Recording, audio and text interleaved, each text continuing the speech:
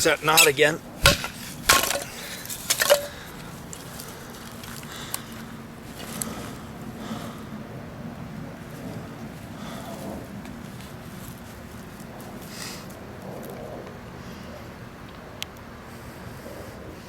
I really couldn't tell you.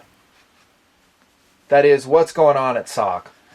I haven't gone to their website in about, I don't know, 8 months.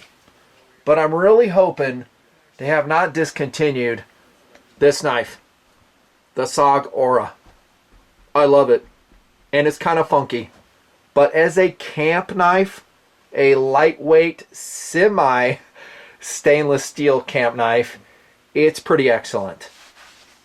We finished all our testing on this knife, by the way, about 3 years ago. It's sitting by my feet in the reviewing room, and I'm like, I need to review that. So here it is.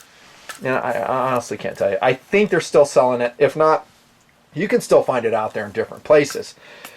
But check this out, and we're going to start the review off with this disconcerting note. I haven't taken this knife out of the Redhill Kydex sheath, by the way. Speaking of not checking in, I think they're still making sheaths. I think. I don't know. This one is an ATAC. So this is not the sheath that came with a SOG Aura. Aura, however you want to say it.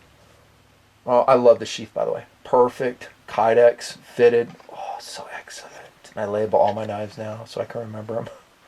The weights mostly. So this is, we'll jump to that real quick. 10.6 ounces, about 80 bucks. This knife. Link in the bottom. Back to the disconcerting thing. What have I always said about the 8CR steels, the 7CR steels? If you said they hold an edge good, good. I think more importantly, they take a good edge. So they're razor sharp when you put an edge on them. They hold it okay. They're about like AUS 8, maybe, a US 8. But I also say this, and I seriously just took this out of the sheath, and it went on a camp trip. Check this. Uh-oh. Uh-oh, Houston, we have a problem.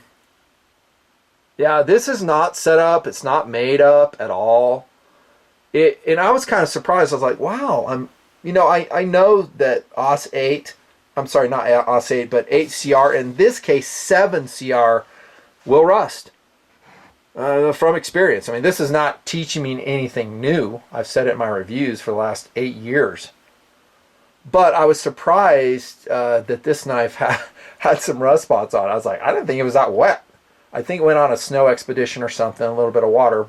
But let's get that out of the way. It's interesting to show you. It doesn't affect, by the way, the function of the knife. It's just a few cosmetic rust spots.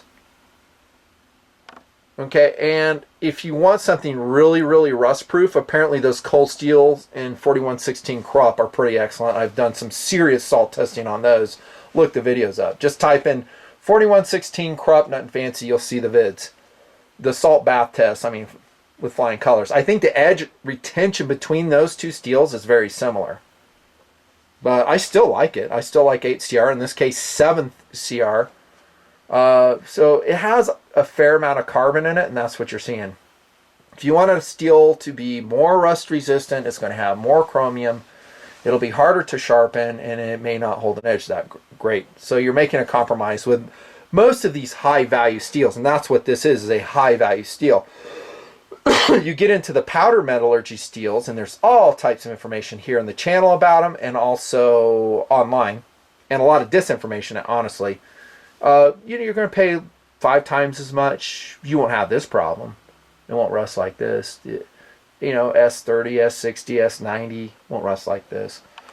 But it works. Let me tell you that. So rust spots aside, the steel works. And this one is wearing my edge right here. And see if I have some paper. It will cut even with the rust spots. I think that's so funny they're on there. Oh, yeah. Now, I've done some heavy-duty cutting with this knife, the SOG Aura. And I've actually bent it as well. I don't know if you guys could see the bend in it. Not too bad. Let's see where that bend is. It's right here. There's a warp here. So I was whacking with it, you know, doing some batoning with it. How's that angle good? To learn, that's why I do it. I mean, it's a simple, easily repeatable test. And sure enough, as I'm going through a knot or whatever, if I can find the footage, I'll show it to you. If not, you just take my word for it. Bent the blade. I was like, oh, that's kind of a surprise. Kind of, not really, because it is not a flat ground blade. And some of you guys will look at it, well, that looks like a cleaver from the kitchen.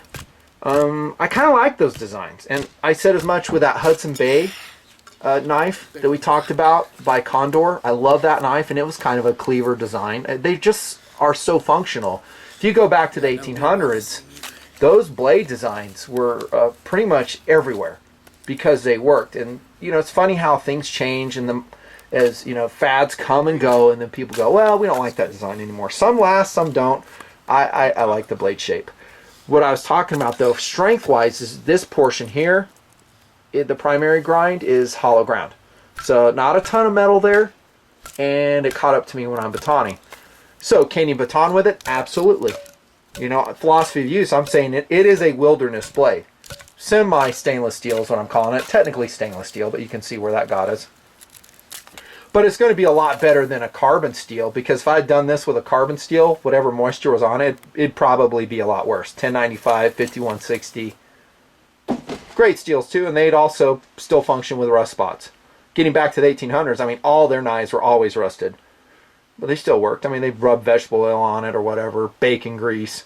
But a lot of the ones you see in museums, even the ones that are well preserved, if I'm remembering right, are pretty tarnished, rusted. That's before they had the stainless steel metallurgy going on for them. Love that blade shape. I like this portion here, the flat portion where you can resharpen it easily on a consistent angle sharpener. Unsharpened swedge here. Really nice belly. Perfect food preparation knife. Maybe a bit on the large size for that task.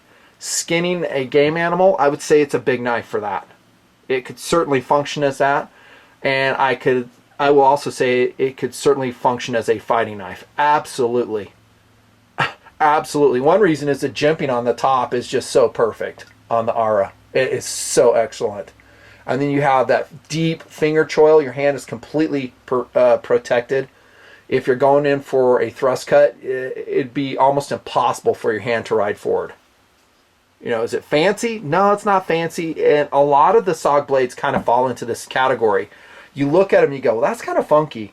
But then when you hold it in hand, it makes sense, the design. Not all of them, just some of them, I'm saying. And that'll take us, I guess, to the handle. Rubber covered, technically Kraton. It's good. Grabs cloth. It provides excellent traction. I can't really, well, actually I do know. I was talking about full tang. I think the tang comes to right about here, because one of the selling points, which I kind of think is hokey on the SOG Aura, is that it has a fire steel. Whoop-de-doo. I mean, I always carry separate fire steel if and when I do carry it. Usually it's a whole entire fire kit. So it goes in the handle, so your tang cannot come completely up here. Unless I'm mistaken, it does miraculously comes around here. I didn't cut the handle off on this one. And this will screw in, and it's kind of tricky to get out. So you can see I've kind of bungered it up over the years, just putting it in and out. That's what she said. Lay in your hold there if you want it. You can't hammer with this. Plastic. So I wouldn't say it's a super high strength abuse knife. It's not. It's a camp knife, kind of on the larger size, like the Alaskan Knives of Alaska versions that I've reviewed. I love those blades, and this will just kind of go right along with them. I don't have the stock sheath with me, but if memory serves, it pretty much sucks so much that I think I threw it in the garbage can. On the good side, it's super light though, the stock sheath, and we could say that about a lot of the cold steel value offerings. They're the pouch sheaths, they're the, you know, so-called ballistic nylon, made in China stuff with a snap. You know, for me, I like the knife enough to go buy a Redhill Kydex. There you go. And I've said this before. I said it in the Kershaw Antelope and Bear Hunter review. You know, hey, why would you spend that much money on a sheath for a value knife? The answer is the sheath will always be with me. I can kind of dispose of these knives. I mean, they're freaking made in China, right? They're not that expensive. If I break one or lose it, hopefully it's out of the sheath when I lose it, I'll just replace it and use a sheath that will last forever. That's why. Price, value. Like I said, you saw it on the tape there, 80-ish, 80-ish. You know, for a semi, we'll just call it stainless steel camp knife. I know it's funny because you're looking at the rust spots. There's not a ton of them out there. I've said that like a million times here in the project, but I think it's totally worth it. Totally. I think it excels at food preparation. It can do some shelter construction, but because it's hollow ground and it is pretty darn light, remember that. For its size, it's very light, very packable. It can get it done, but if you want to really hack with a blade, number one, I wouldn't go with a 7CR 13 MOV steel. I wouldn't. I would go with, what do I have on the floor over here? A carbon steel blade. So here, I mean, this is just hanging out here on the sideline. Scrapyard Psycho 911. 5160 chopper, it's something like that. But this one weighs a lot more, 23 ounces. So it's over 2 times the weight of this one, and it would not have the snow water resistance. That's it. Rust spots and all, wrapping it up. I hope it's not discontinued. I think this knife is pretty awesome in the roles of woods blades. You know, camp knife. See ya.